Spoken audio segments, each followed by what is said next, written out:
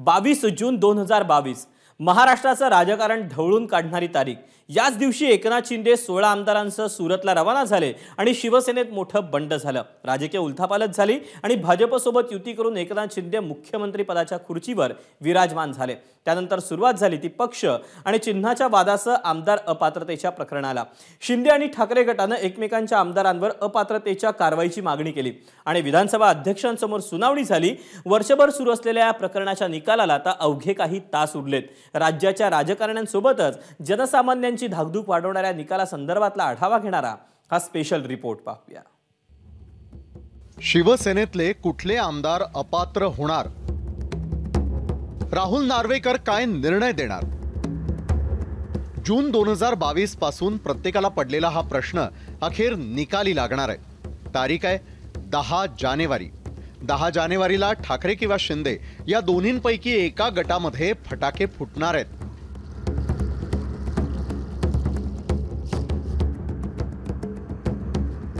दहाव्या शेड्यूलनुसार घटनेतल्या 10व्या शेड्यूलनुसार हे 40 आमदार ज्यांच्यावरती 16 जणांवरती आता आम्ही जो याचिका दाखल केली आहे 16 आमदार हे पहिल्या 5 मिनिटांमध्ये अपात्र ठरायला पाहिजे। मी माझं कुटुंब माझी जबाबदारी ह्याचा खरा अर्थ हे काही दिवसांनी कळेल जेव्हा उभाटामध्ये 2च आमदार राहतील, आदित्य ठाकरे आणि उद्धव ठाकरे।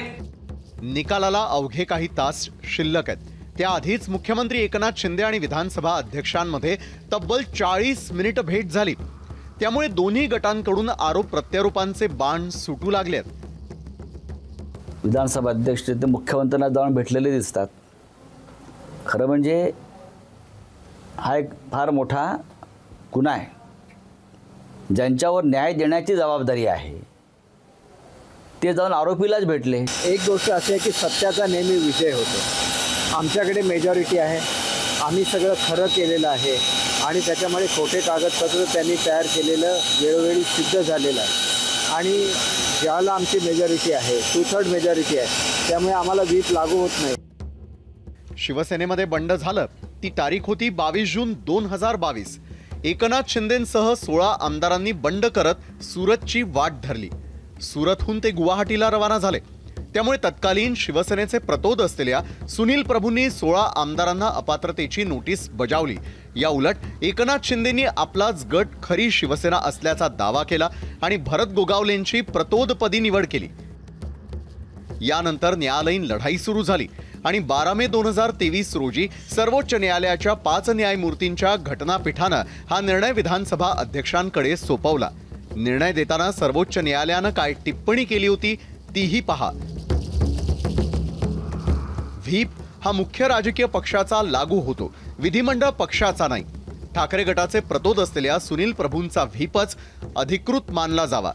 शिंदे गटाकडून भरत गोगावलेंची व्हीप म्हणून झालेली नियुक्तीच बेकायदेशीर आहे। एकनाथ शिंदेंसह 16 आमदारांच्या अपात्रतेचा निर्णय विधानसभा अध्यक्षांनी घ्यावा। मला माहित नाही 10 तारखेला ते विधानसभेत येतील की नाही, कारण का ते काहीतरी त्यांना कोविड झालाय असं काहीतरी समजतंय। त्यामुळे हा राजकीय कोविड आहे नक्की कोविड आहे हे समजायला काय मार्ग नाही। नाही मीच असताना राहुल नार्वेकरांना म्हणतोय ना की ते सुप्रीम कोर्टच्या अंडर नाही, तेव्हा त्यांनी सरळ म्हणा मी निर्णय नाही देत, काय करायचं असेल ते करा। अरे बाबा आता त्याचा माझा काही संबंध येतो?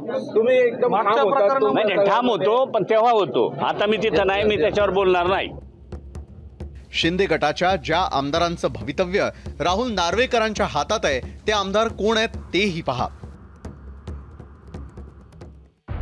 एकनाथ शिंदे, अब्दुल सत्तार, संजय शिरसाट, संदीपान भुमरे, तानाजी सावंत, यामिनी जाधव, लता सोनवणे, बालाजी कल्याणकर, बालाजी किणीकर, प्रकाश सुर्वे, महेश शिंदे, संजय रायमुलकर, चिमणराव पाटील, अनिल बाबर, रमेश बोरणारे, भरत गोगावले। शिंदे गटाकडून ठाकरे गटाच्या सुनील प्रभू, सुनील राऊत, वैभव नाईक, रवींद्र वायकर, संजय पोतनीस, कैलास पाटील, भास्कर जाधव, प्रकाश फातर्पेकर, राजन साळवी, रमेश कोरगावकर, नितीन देशमुख, राहुल पाटील, उदयसिंग राजपूत या आमदारांना नोटीस बजावली आहे।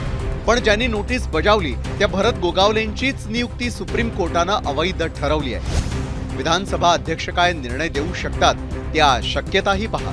ठाकरे गटाचे प्रतोद सुनील प्रभू यांनी बजावलेला व्हीप मान्य करण्यामध्ये आला तर मुख्यमंत्री एकनाथ शिंदे यांच्यासह त्यांच्या गटातील 16 आमदार अपात्र ठरू शकतात. आता दुसरी शक्यता पहा. शिवसेना पक्षाचं नाव आणि चिन्ह केंद्रीय निवडणूक आयोगानं एकनाथ शिंदे यांच्या पक्षाला दिलेलं आहे. तसाच निवाडा राहुल नार्वेकर देतील. पक्षामध्ये फूट पडली त्यावेळी मूळ राजकीय पक्षही शिंदेंचाच होता असा निवाडा येऊ शकतो. असं झालं तर ठाकरे गट अपात्र ठरेल. शक्यता तिसरी, राहुल नार्वेकर तटस्थ निकाल देतील अशी तिसरी शक्यता आहे. दोन्हींपैकी कुठल्याच गटाला ते अपात्र ठरवणार नाहीत. त्यामुळे हे प्रकरण पुन्हा सर्वोच्च न्यायालयाकडे जाईल. चौथ्या शक्यतेवरही एक नजर टाका.